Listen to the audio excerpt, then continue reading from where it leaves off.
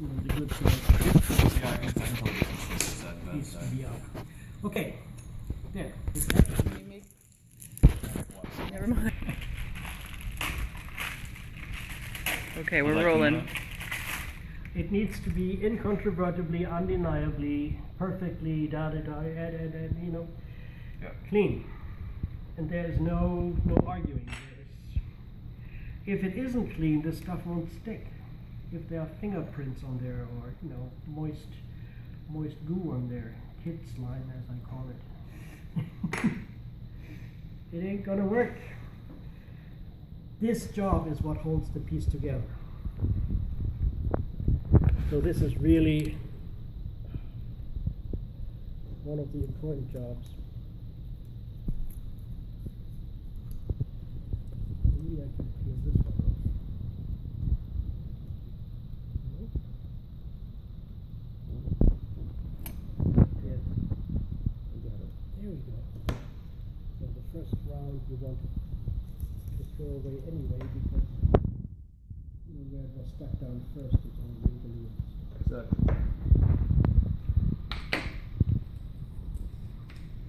So, there.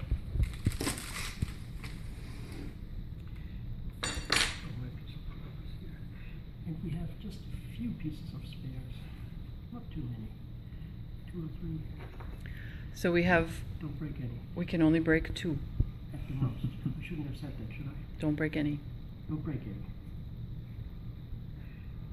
So you want kids to be aware that there's a good side and a bad side? Yes. Can you describe the good side? Glass is made on a conveyor belt. So whatever sheet glass you have, one side has been laying on the conveyor belt and will have picked up the pattern that the conveyor belt makes. And it is kind of an even pattern, somewhat sandy, gravelly. Not so much the glass pattern, I'm looking at the surface pattern.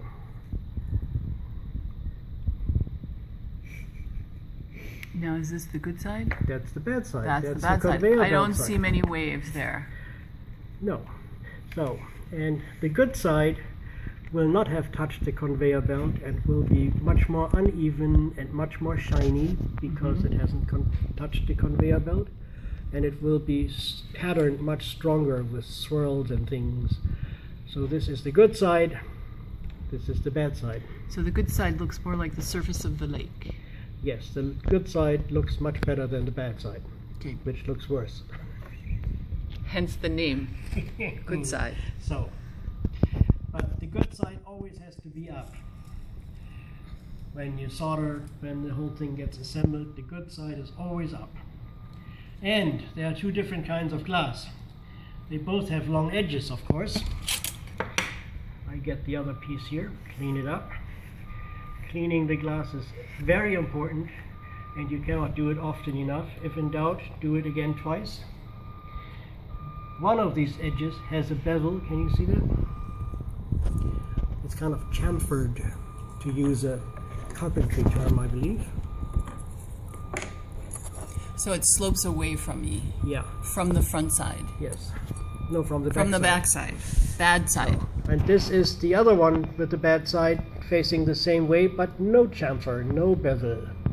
So the edge is perpendicular to the Yes, piece, just straight, as opposed square to edge, having a. that slant. Okay, so there's a slant edge Yeah, so, and for the on 2 pieces of. So for The our triangular triangles, yeah, you can use that as an example.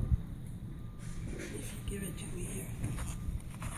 So we're going to make 60 panels. Let me see where. So, on the triangles, this is the back side. There are 2 pieces with a bevel and 1 piece without a bevel. Okay. So these 2 pieces will join, these 2 edges will join 2 other triangles which make a triangular pyramid.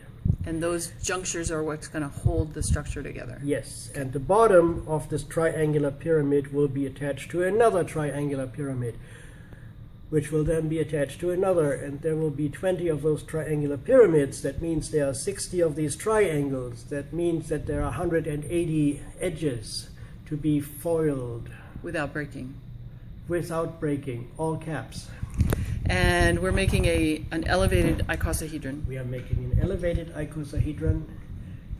Stellating would mean to draw out the edges and make really large, long points. But Which is what we have hanging in the classroom? That's a dodecahedron, a stellated dodecahedron. But it's a pentagon, a pentagonal pyramid that is sitting on there. So it's bigger, it's more space, but this would be really kind of tight and narrow. And so I decided to go with an elevation, which puts equilateral triangular pyramids onto the faces of an icosahedron as opposed to these long points. Sounds great.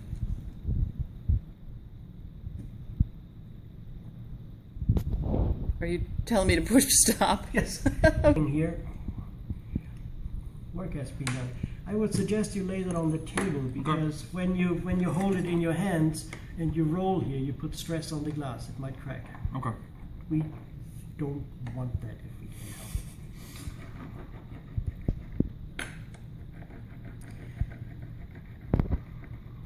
Now, I also recommend not to hold this thing too tight, but let it fall where it falls. Let it go, because then you can roll like this and you can roll like this and it will fall onto the face of the glass. But if you hold it tight, you're not quite getting on there. You don't press all the foil all the way against the glass. Little trick that I've discovered. Okay, let's see you do one. So I start out at one of these short edges and I lay the foil onto the edge of the glass where the glass is centered on it. With accuracy and precision. Yeah, and this is, now it's good. I also like to lay it out on the table because I don't want to touch the foil so much, and I don't want to touch it because it loses its very stickiness very quick. Still right in the center. Right in the center. And again, right in the center. So one strip will make it all the way around this edge And then it gets piece. tricky because you need to kind of lay it centered into that curve. Mm-hmm. And you need to lay it centered into this inside, which you cannot do on the table. So, and then you overlap for maybe 1/4 of an inch and you cut it off like that. Then I put it on the table on edge, and with my fingers I just rub along all the foil. And as you can see, it already wants to fold around onto the glass, but not all the way, which I do now, freehand.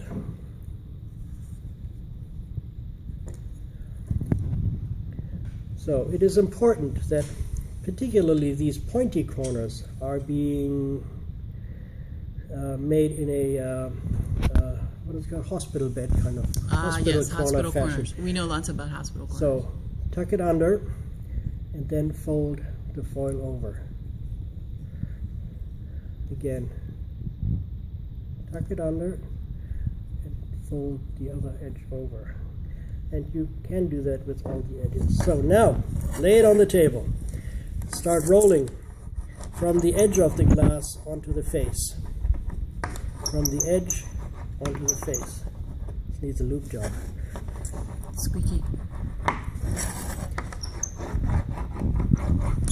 So how much pressure are you using? Not much. I press very lightly.